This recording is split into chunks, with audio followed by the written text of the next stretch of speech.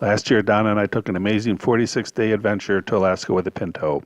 We did a combination of motel and tent camping. It all worked great, but many times it would have been nice to be able to just pull off the side of the road and rest, or spend the night and not worry about setting up the tent or worrying about the bears. So I started researching trailers.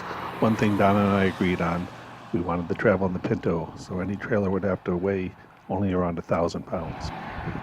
I researched all U.S. manufacturers, and none of them built what I was looking for. So I came across Taylor Coach, a company in Canada that makes campers from 8 foot long to 24 feet long. We visited Taylor Coach last November and take a look at their 10-footer they had on display. We're impressed by the build quality and the roominess for such a small coach. All their trailers are custom built one at a time according to your specifications in their small shop. Over the winter, I made a paper model of our ideal camper that I was going to build myself or have Taylor build. Doing a random web search, I found this 12-foot Taylor Coach Bobbie for sale in Canada. After a few emails and a PayPal transaction, I went to pick it up. This is our Taylor Coach 12-foot Bobbie. Lightweight camper. A single propane tank on the front, 2-inch ball sway control,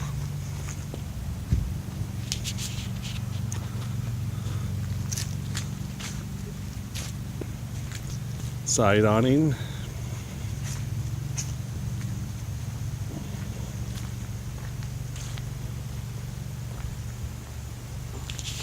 the rear door,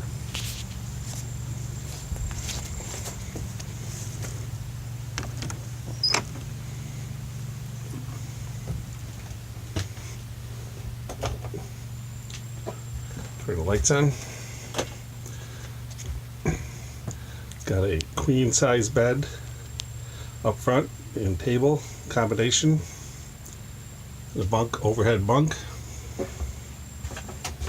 Plenty of storage cabinets. 3-way fridge. Stove, sink. The other side.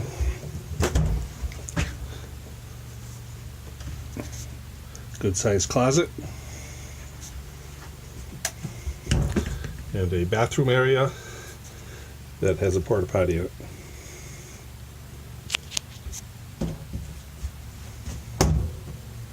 Along with a fantastic fan for ventilation. Lots of room for the two of us.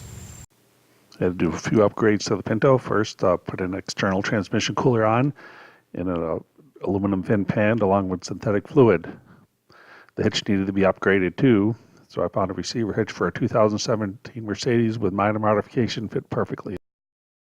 I also added the 7-pin RV connector, an electronic brake control. After I was all done, everything sit nice and level. The last modification was a custom-built air deflector to help deflect air over the top of the camper. Now we're ready for our first long-distance trip to the Adirondack Park in upstate New York.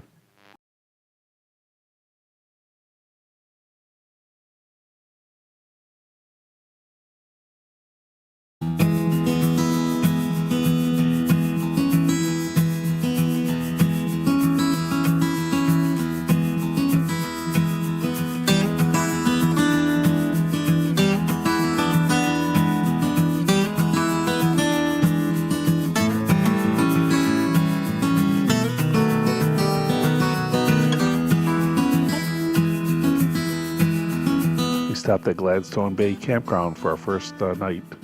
A beautiful campground owned by the city right on Lake Michigan.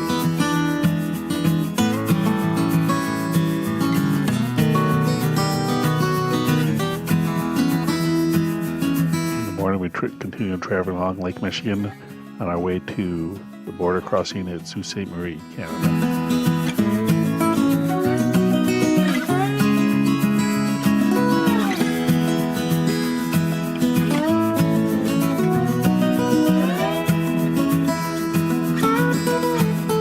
Sault Ste. Marie, we visited fellow Pinto owner Richard and his wife Zena. Richard showed me his Pinto pedal card that he'd been working on. headed east toward Sudbury. The temperatures are around 90 and road construction took frequent breaks, including this one Italian restaurant where we got to watch hockey. In Sturgeon Falls, we stopped at Big Oak Trailer Park for the night.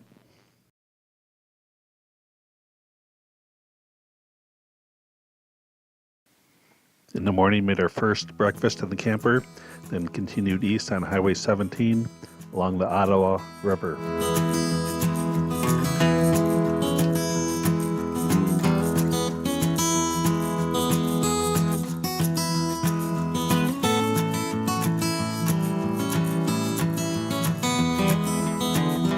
Also along the way, we stopped at Tim Hortons, a mandatory stop while you're in Canada.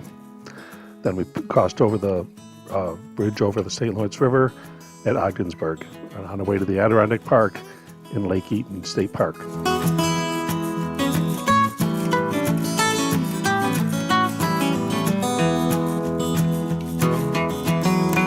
This is our campsite by the lake.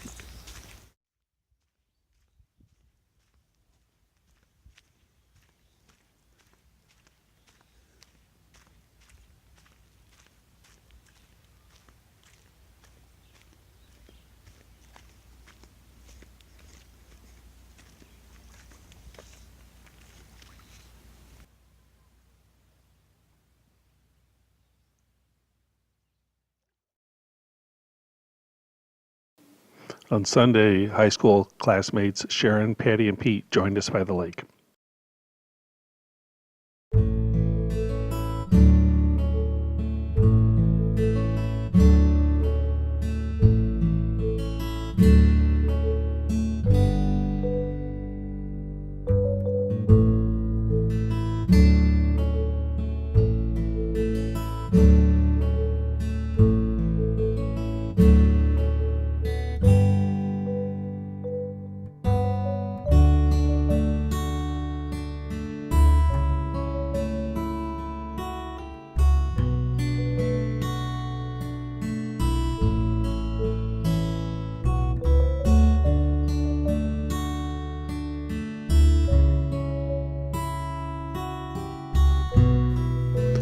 Did I mention it was hot?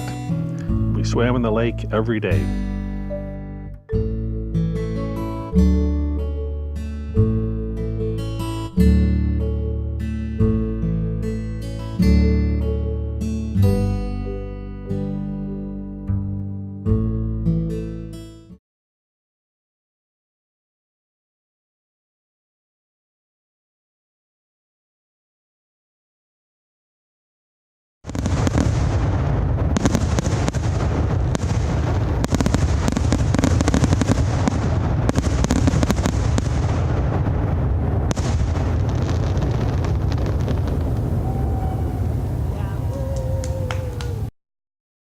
At the laundromat the next day, I ran into this guy with a 78 Chevy van that it's a Wizard of Oz theme. He also bought it new. We packed up in the morning and headed south to the Utica area to visit with my mom. This is the area that I grew up in. After a nice visit with my mom, we continued west, stopping in Annabelle's Diner in Mentor, Ohio, Saturday night cruise night.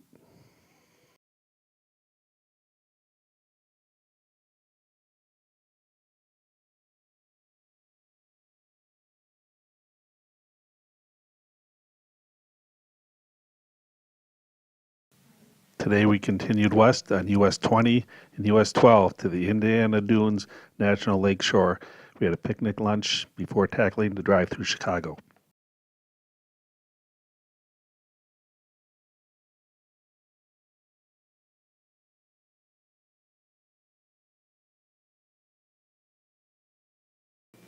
It is now the third week of September, and we're heading east to the Catskill Mountains for my nephew's wedding. This trip will be trying overnight parking in Walmart for the first time.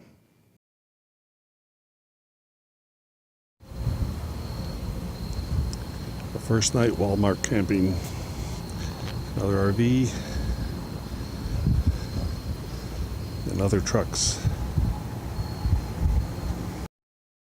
After a quiet night sleeping at Walmart, We continued on US 20 East to Cleveland, and then I-90 East, then I-86 East through the Allegheny Mountains in New York State.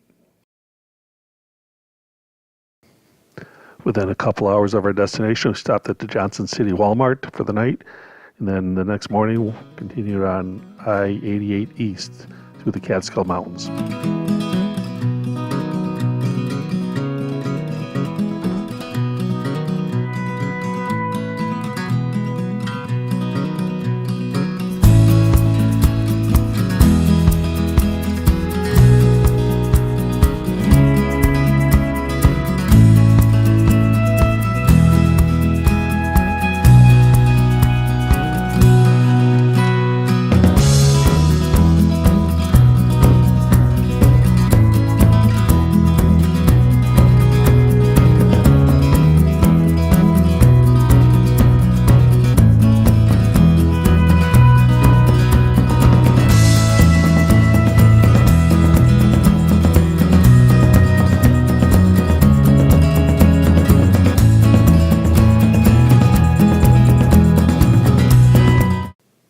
We made it safely to our campsite, Crazy Acres Campground at Beaver Spring Lake in Davenport, New York.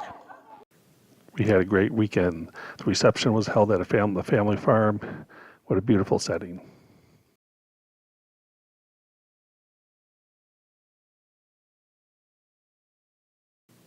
The next morning, we had breakfast in the camper and traveled out of the Catskills through the Allegheny Mountains.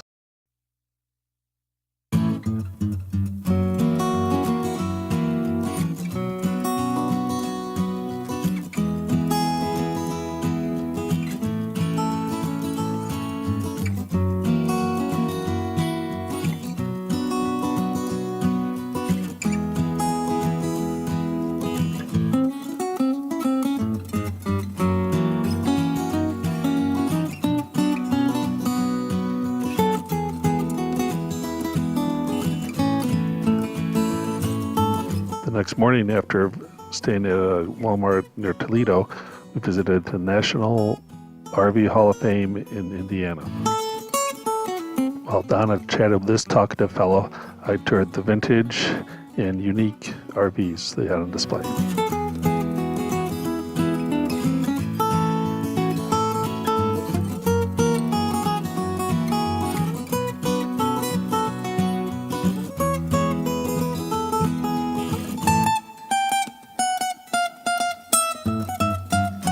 There was a plaque on the wall entitled The American Journey. It read, "The all-American family experience of travel with a home on wheels is often replete with memories and stories of the road and images of scenic places across our vast wonderland.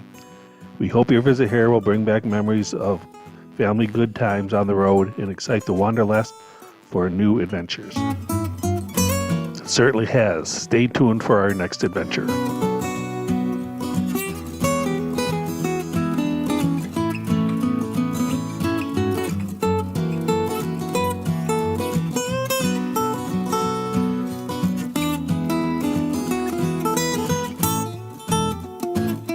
If you like the video, please give it a thumbs up and subscribe for future video updates.